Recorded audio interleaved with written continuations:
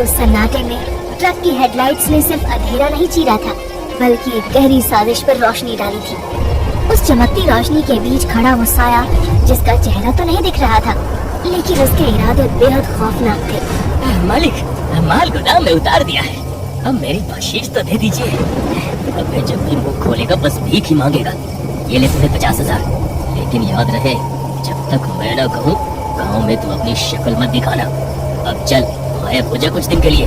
अरे मालिक, किसी को भनक भी नहीं लगेगी, आपका नमक खा लिया है, धोखाधड़ी नहीं करूँगा, चलता हूँ।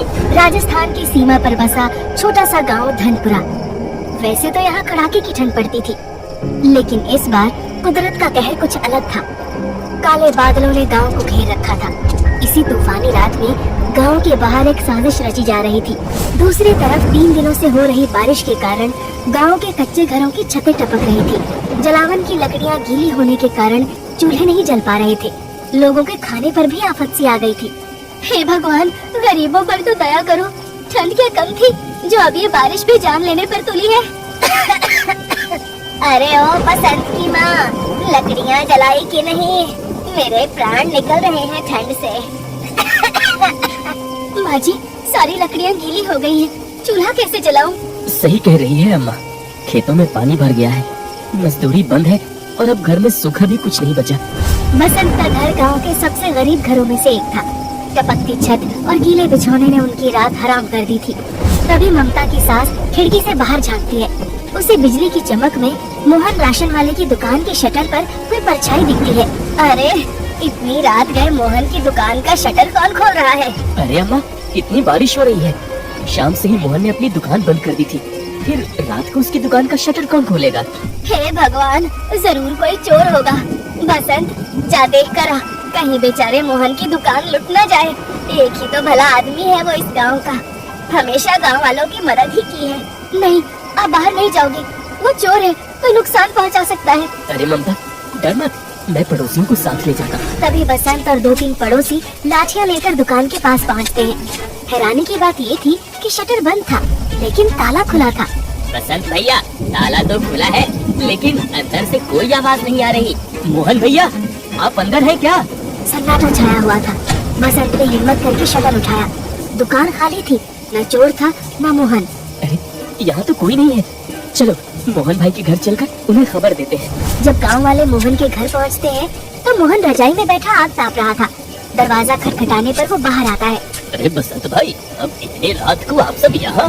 सब खैरियत तो है? मोहन भैया, गजब हो गया, आपकी दुकान का ताला टूटा पड़ा है, हमें लगा चोर घुस गया है। अरे राम, मैं तो लुट गया। घबराइए मत, शायद हमारी आवाज सुनकर चोर पीछे के रास्ते से भाग गया, सामान बच गया है। आप लोगों ने तो मुझे बर्बाद होने से बचा लिया, ये एहसान मैं कैसे चुकाऊंगा? मोहन गांव में ठीक ठाक पैसे वाला माना जाता था। इकलौता दुकानदार जो था, खेती बाड़ी की भी थोड़ी बहुत समझ थी। गांव के लोगों के बीच उसकी छवि बहुत अच्छी थी। अगली सुबह जब गांव वाले मोहन की दुकान पे पहुँचे, तो हमेशा की तरह मोहन मुस्कुराकर बोला, अरे भाई, कल की कैसी रात थी? बारिश कीचड़ की वजह से किसी का भी बाहर निकलना मुश्किल था, मगर फिर भी तुम लोगों ने मेरी दुकान को बर्बाद होने से बचा लिया। बसंत का भी जितना शुक्रिया करूं उतना कम है, ये तो हमारा फर्ज था।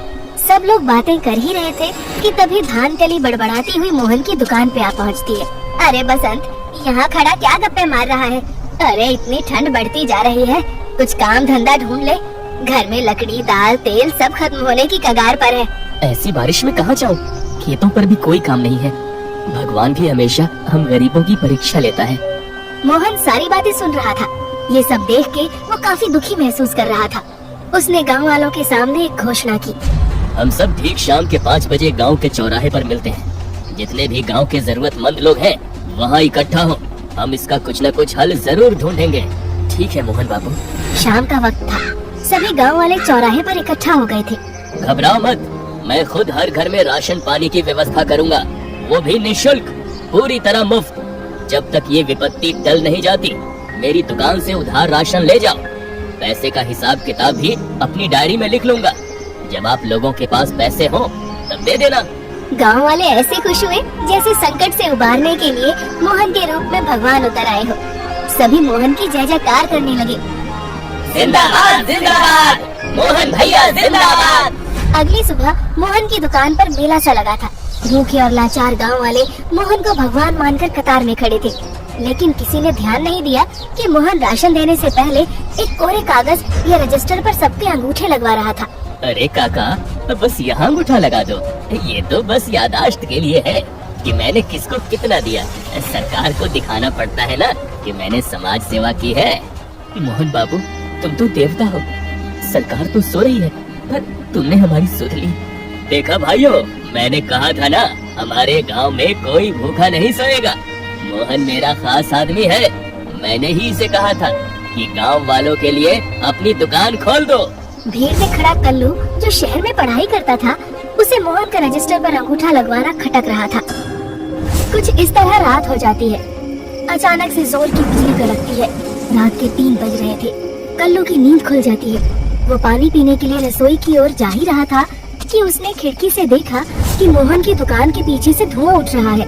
अरे, मोहन चाचा की दुकान के पीछे से इतना धुआं क्यों उठ रहा है? कल्लू तुरंत मोहन की दुकान की तरफ बढ़ता है और दुकान के पीछे के हिस्से में पहुंच जाता है। मोहन चाचा इतना कचरा क्यों जला रहे हैं? और ये आधे जले हुए बोरे ये किस चीज के हैं? कल्लू पास जाता है और आग में से एक अधजला बोरा डंडे से बाहर खींचता है। बारिश की वजह से आग पूरी नहीं पकड़ पाई थी। बोरे पर एक नीले रंग की मुहर लगी थी। राज्य सरकार आपदा राहत सामग्री बिक्री है तो नहीं? तो ये माजरा है। ये राशन मोहन का नहीं, सरकार का भेजा हुआ मुफ्त राशन है जो हम गरीबों के लिए आया था। और ये सरपंच और मोहन मिलकर इसे अपना बनाकर हमें कर्जदार बना रहे हैं। मोहन और सरपंच साथ बैठे जश्न मना रहे थे और उन्हें अंदाजा नहीं था कि कल्लू खिड़की के बाहर चुपके से दीवार पे ताक लगाए सब सुन रहा था। सरपंच जी मान गए आपके दिमाग को। अरे गांव वाले मुझे मसीहा समझ रहे हैं और अंगूठा लगाकर अपनी जमीनें गिरवी रख रहे हैं। अरे ये अनपढ़ गंवार ऐसे ही मरते हैं। ऊपर से जो ट्रक आया था उसका माल भी ठिकाने लग गया और रिकॉर्ड में दिखा देंगे कि बाढ़ में राशन बह गया। लेकिन वो ड्राइवर, उससे पैसे दे दिए थे ना। अरे वो कल फिर आ रहा है बाकी माल लोड करने। जैसे ही बारिश रुकेगी बचा हुआ सरकारी चावल हम शहर की मंडी में बेच देंगे। सरपंच जी, वो लाल वाली फाइल तिजोरी में रख दी है ना, उसमें सरकार का भेजा असली चालान है। अगर वो किसी के हाथ लग गया तो पता चल जाएगा कि राशन मुफ्त का था। अरे तो डर मत, चाबी मेरी कमर में है और फाइल तिजोरी में। कल सुबह ड्राइवर आएगा, माल ले जाएगा और हम वो फाइल जला देंगे। चल अब सो जाते हैं। थोड़ी देर बाद दोनों वहीं खटिया पर सो जाते हैं। कल्लू बिल्ली की तरह दबे पांव कमरे में घुसता है। वो सरपंच की कमर से चाबी नहीं निकालता, बल्कि उसकी नजर मेज पर रखे सरपंच के चश्मे और मोहन की डायरी पर पड़ती है। उसे एक तरकीब सूझती है। वो तिजोरी खोलने के बजाय मेज पर पड़ा ट्रांसपोर्ट रिसीट उठा लेता है, जो मोहन ने लापरवाही से बाहर ही छोड़ दिया था। प्रेषक जिला कलेक्टर सामग्री, बाढ़ राहत निःशुल्क वितरण। वो कागज अपनी जेब में रखता है और वहाँ से गायब हो जाता है। अब उसके पास एक ठोस सबूत था। अगले दिन जब मोहन और सरपंच बचे हुए सरकारी राशन को ट्रक में भरकर ब्लैक में बेचने की तैयारी कर रहे थे, तभी कल्लू ने अपना जाल बिछाया। उसने गांव वालों को इकट्ठा कर लिया था। रुको, ये ट्रक नहीं जाएगा। अरे कल्लू, तू यहाँ क्या कर रहा है? ये ट्रक तो शहर से और माल लाने जा रहा है। माल लाने या हमारे हक का चुराया हुआ सरकारी माल बेचने? ए लड़के, तू जुबान संभाल, हम पर इल्जाम लगाता है। रुक तू, आज तुझे पुलिस के हवाले कर ही देता हूँ। पुलिस तो आएगी सरपंच जी, लेकिन मेरे लिए नहीं। क्यों ड्राइवर काका, कल रात अंधेरे में आए थे, आज दिन में आए हो। रास्ता याद है ना? ए लड़के, मेरा रास्ता छोड़, मुझे देरी हो रही है। अरे काका, जाने से पहले ये रसीद तो चेक कर लो। मुझे ठीक से पढ़ने नहीं आता। अब जरा पढ़कर बताओ, इसमें क्या लिखा है? सामान कहाँ जाना है? ला दिखा। इसमें लिखा है प्रेषक जिला मजिस्ट्रेट, गंतव्य धनपुरा ग्राम पंचायत, विवरण आपदा राहत चावल केवल निःशुल्क वितरण हेतु। पढ़ते पढ़ते ड्राइवर की आवाज रुक गई। उसे एहसास हुआ कि उसने अपने ही मुंह से अपनी पोल खोल दी है। अरे क्या कहा? निःशुल्क मुफ्त? ये झूठ है। ये कागज फर्जी है। कागज फर्जी हो सकता है मोहन चाचा, लेकिन बोरियों पर लगा सरकारी ठप्पा तो असली है ना। कल्लू पास रखे एक बोरे को चाकू से फाड़ देता है। अंदर से अनाज बिखरता है और बोरे के अंदर वाली तरफ बड़ा बड़ा लिखा था गवर्नमेंट ऑफ इंडिया। मोहन, तूने हमसे कहा कि तूने अपनी दुकान का माल दिया और हमसे अंगूठे लगवा लिए। ये सब ड्राइवर की गलती है। उसी ने गलत माल उतारा होगा। अरे ओ नेताजी, अब मुझे फंसाओ मत। कल रात तुमने ही तो 50,000 दिए थे और कहा था कि ये माल चुपचाप रखने के लिए है। सबूत सामने था, कागज, बोरा और ड्राइवर का कबूलनामा। गांव वालों ने मोहन और सरपंच को घेर लिया। हाय रे पापी, हम गरीबों के पेट पर लात मार के तू रजाई में सोएगा, मारो इन चोरों को। इतना सुनते ही सारे गांव वालों ने मिलकर सरपंच और मोहन का बंटाधार कर दिया। अरे बचाओ रे, अरे रुक जाओ, अरे लगी रे। तुरंत मौके पे पुलिस पहुंचती है और सरपंच और मोहन को गाड़ी में बिठाकर वहां से ले जाती है।